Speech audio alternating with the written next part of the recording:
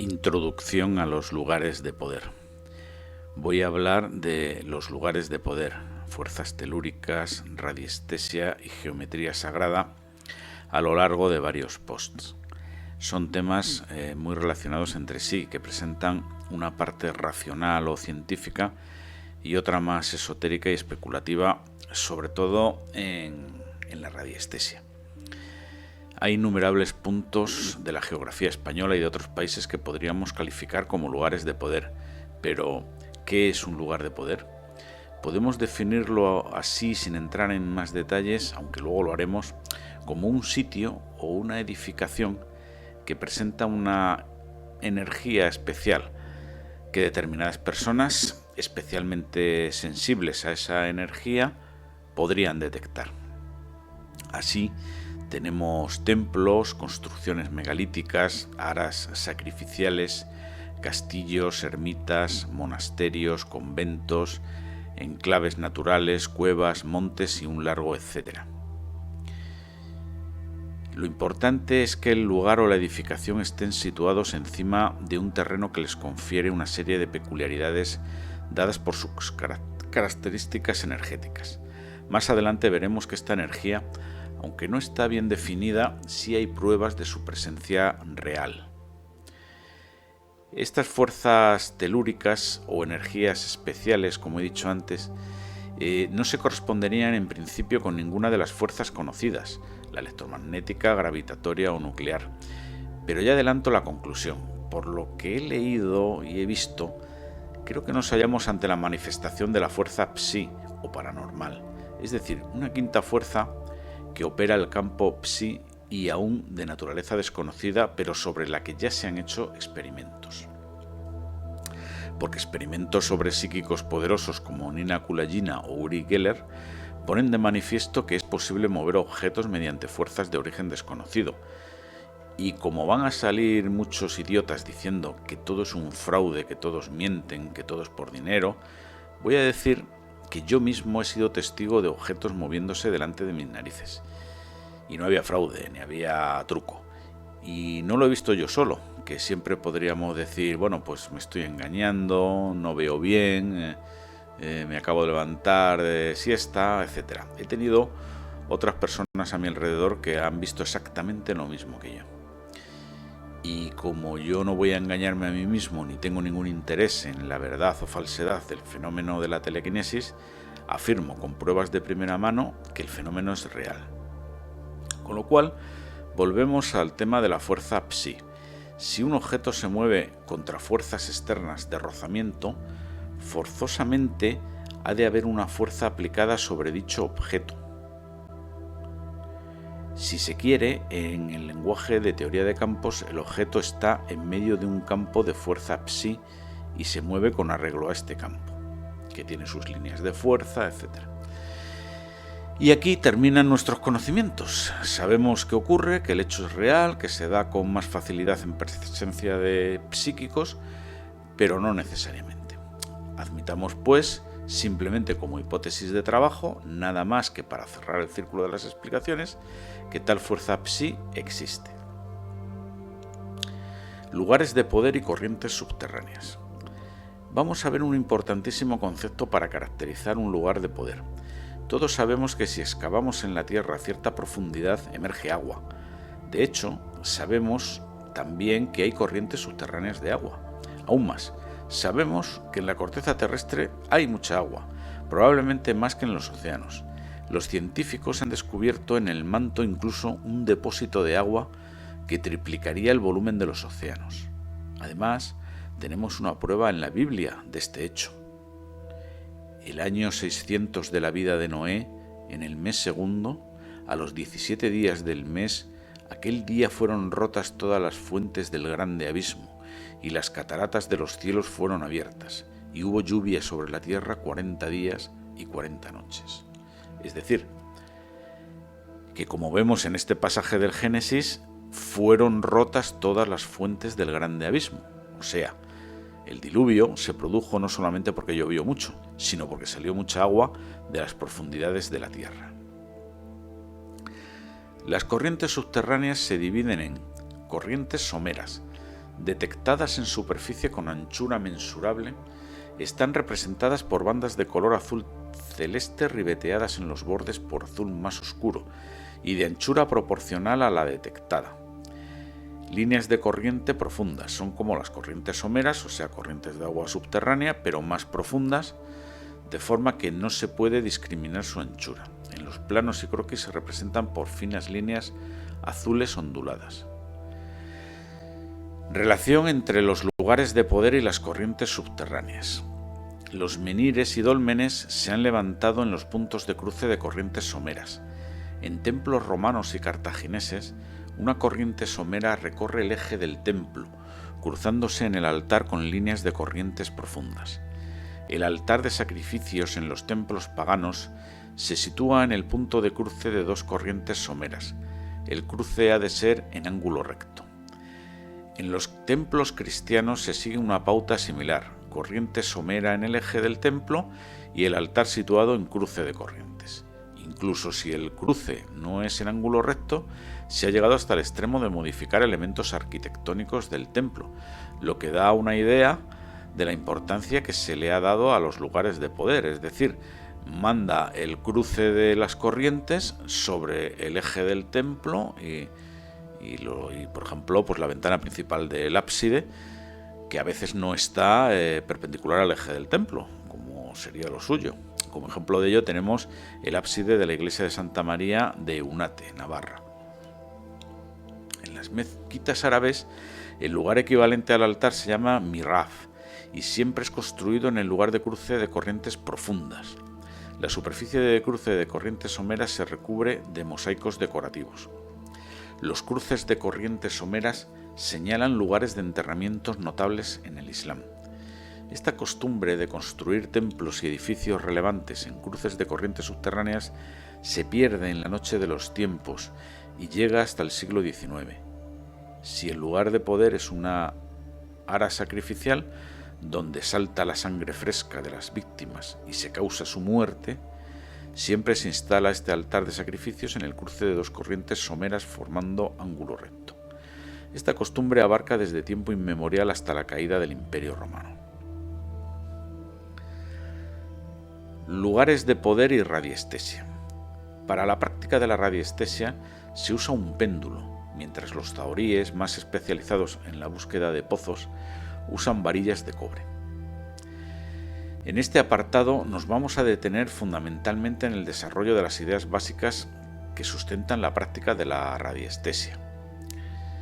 ¿Cómo se practica la radiestesia? Es relativamente fácil. El radiestesista camina por una zona de descubrimiento sosteniendo verticalmente un péndulo cuyo hilo o cadena se sostiene con los dedos pulgar e índice y manteniendo el antebrazo horizontal. El radiestesista imprime un movimiento lineal al péndulo, de atrás hacia adelante. Si estamos ante una veta de mineral, el péndulo pasa de la oscilación lineal a elíptica, luego a circular, luego otra elipse invertida, acabando finalmente en lineal. En teoría, habríamos descubierto una veta de mineral. Para que el péndulo pueda detectar correctamente la veta de mineral, la longitud del hilo o cadena debe ser la adecuada para cada mineral. Por ejemplo, para el carbono tenemos 30 centímetros, para el silicio 35 centímetros, para el plomo 55 y para el oro 73. Hasta aquí no hay mucho problema. Las longitudes de los péndulos tienen que ver con su periodo de oscilación y este estar asociado a cada mineral de alguna manera. El problema viene de la fuerza que hace que el péndulo pase de oscilación lineal a elíptica y circular.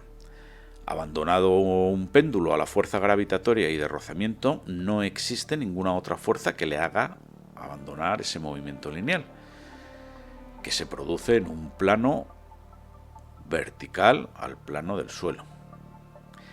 Tanto para ser transmitida como para provocar la contracción del músculo es necesario en la señal una diferencia de potencial eléctrico mínimo por debajo del cual no habrá transmisión ni contracción muscular. Esto da lugar a que tan solo las señales que superan un valor mínimo y tienen la polaridad adecuada sean las que producen las contracciones musculares. En consecuencia, el músculo realiza un grupo de contracciones de la que, de acuerdo con su intensidad, provocarán inicialmente elipses, pasando a círculos y volviendo a elipses para oscilar linealmente durante un periodo de tiempo. Se ha intentado sin éxito encontrar alguna relación entre las características atómicas de los elementos usados como muestra y las frecuencias de oscilación de la correspondiente onda portadora.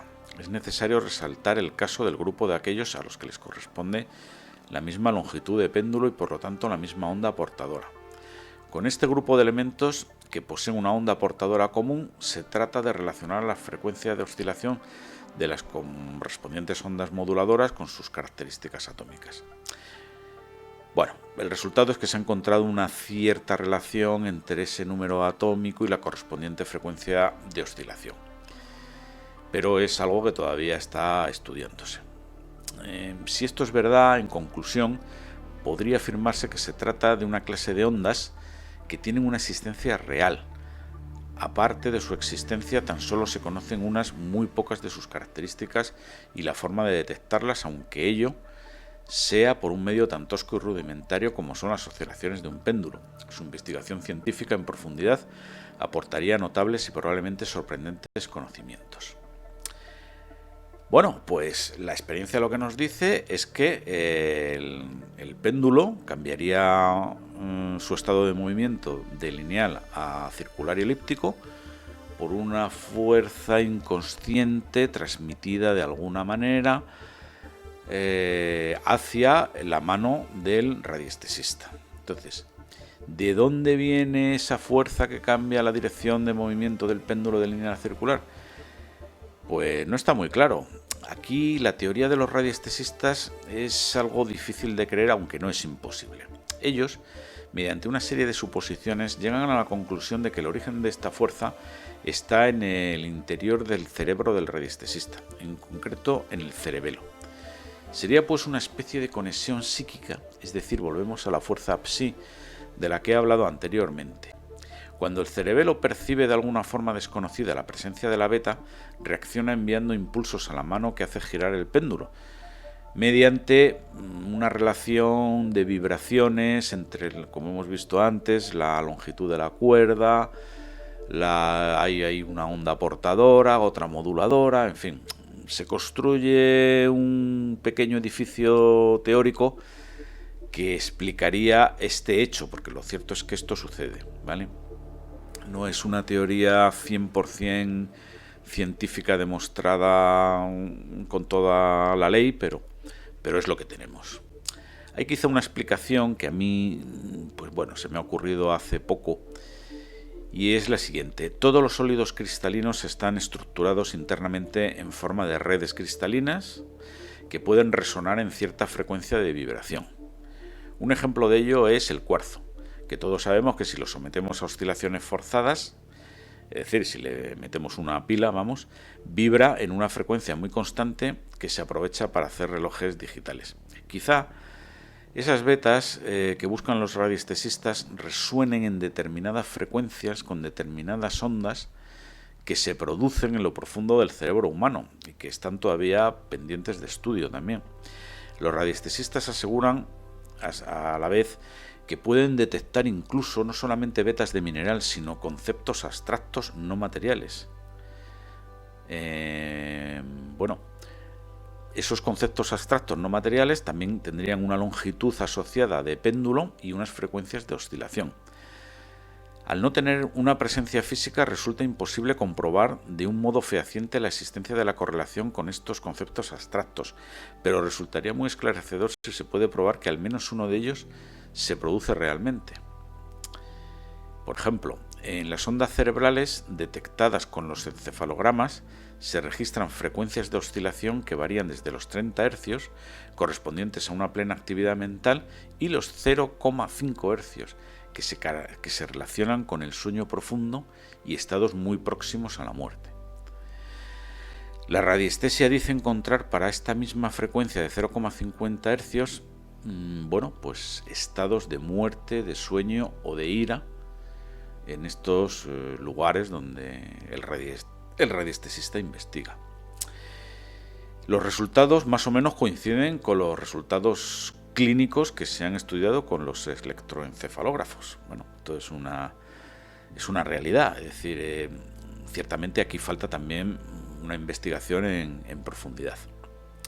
Además, últimamente los analistas clínicos se muestran sorprendidos porque están detectando la presencia en la actividad cerebral de frecuencias de oscilación extremadamente bajas, como por ejemplo la de 0,50 Hz que hemos mencionado antes para el muerte, sueño e ira, para las que hasta ahora no tienen una explicación razonable. Los hechos parecen indicar que en realidad la actividad que se desarrolla en el interior del cerebro genera una enorme cantidad de este tipo de ondas, lo que implica que lo que es impenetrable por ellas no es el contenido en sí de los hemisferios cerebrales, sino de las membranas que los envuelven. Es decir, que estas serían de barrera para esas ondas. La posibilidad de que estas membranas en algún caso no sean absolutamente impermeables abre el camino a que una pequeña proporción de la intensidad de las señales generadas en el interior del cerebro salga al exterior y pueda ser captada por otro cerebro. Bueno, esto sería la explicación científica de la telepatía, ¿verdad? Para otro cerebro que tenga las suficientes características de permeabilidad, porque hemos dicho antes que no es fácil que estas ondas de muy baja frecuencia salgan del cerebro. Esto explicaría los casos de transmisión mental que ocasionalmente se producen, así como otras muchas sorprendentes situaciones que hoy resultan inexplicables. Su investigación en profundidad abre puerta a un campo interesantísimo y de consecuencias difícilmente imaginables, y sobre el que volveremos, como dije al principio, en más posts sobre estos temas que sinceramente me parecen muy interesantes.